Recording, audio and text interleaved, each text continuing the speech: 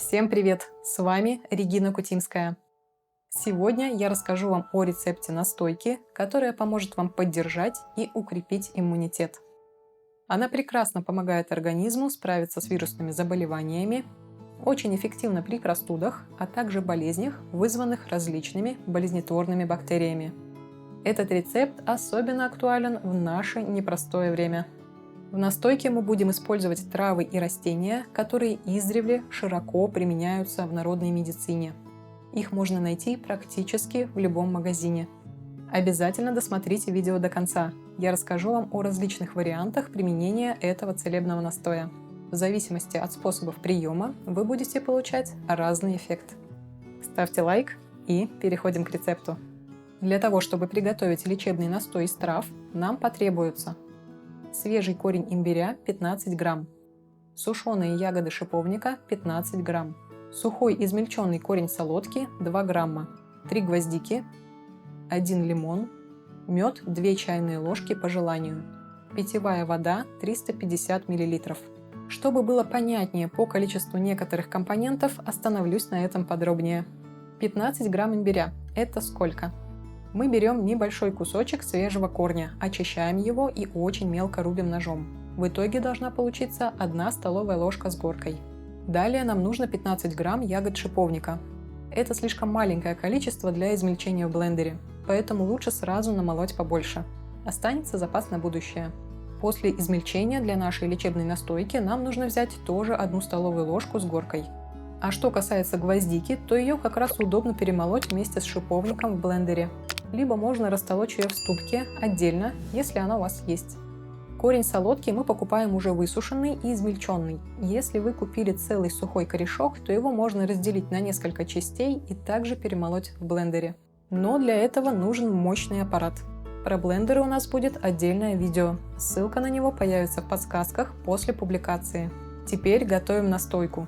Берем пол-литровую стеклянную банку, кладем в нее корень имбиря, шиповник с гвоздикой и корень солодки. Заливаем питьевой водой и тщательно перемешиваем деревянной ложкой. Закрываем банку крышкой, убираем в темное место или накрываем полотенцем. Оставляем при комнатной температуре на 8 часов. Готовый напиток перемешиваем, процеживаем через марлю или мелкое сито. Кто хочет, добавляем мед. Теперь нужно выжать сок из 1 целого лимона. Для этого сначала разомнем его и разрежем пополам. Либо можно воспользоваться соковыжималкой. Вливаем в наш настой лимонный сок. Перемешиваем и сразу выпиваем. Посмотрите наш прошлый ролик, в котором мы подробно рассказали общие правила того, как делать настойку на травах и растениях. Ссылка в подсказках. Как применять лечебный настой? Друзья, обратите внимание на этот пункт. Способы приема будут различаться в зависимости от вашего текущего состояния и целей. Для поддержания иммунитета и общего тонуса.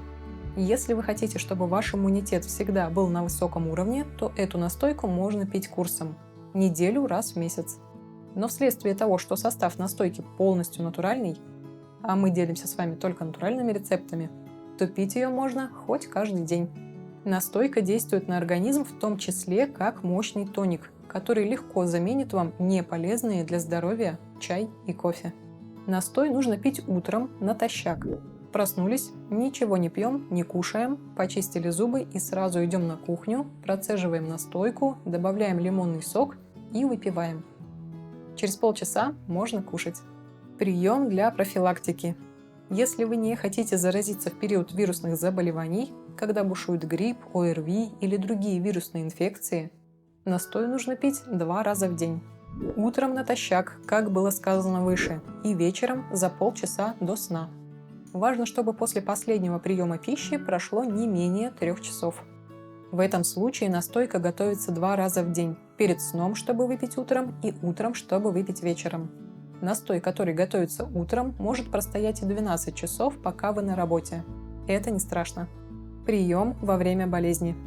Если вы уже подхватили какую-то вирусную инфекцию и болеете, то настойка применяется 3-4 раза в день. Самыми важными приемами по-прежнему остаются утренний и вечерний перед сном. Прием в течение дня будет зависеть от того, насколько остро протекает ваша болезнь. Если организм справляется хорошо и болезнь переносится более-менее легко, то достаточно добавить один прием настойки примерно в 12 часов дня. К примеру, вы позавтракали в 8-9 утра, в 12 выпили вторую порцию настойки, и часа в 2 дня вы обедаете. В таком случае перед сном ставите 2 настойки. Одну выпиваете натощак, а другую в 12 часов дня. Если болезнь протекает тяжело, то нужно максимально поддержать организм. К описанной выше схеме приема добавляется прием настойки в 17 часов. В таком случае организм лучше не загружать тяжелой пищей. И тогда схема приема настойки будет следующей. Выпиваем утром после сна натощак. Через полчаса съели салатик.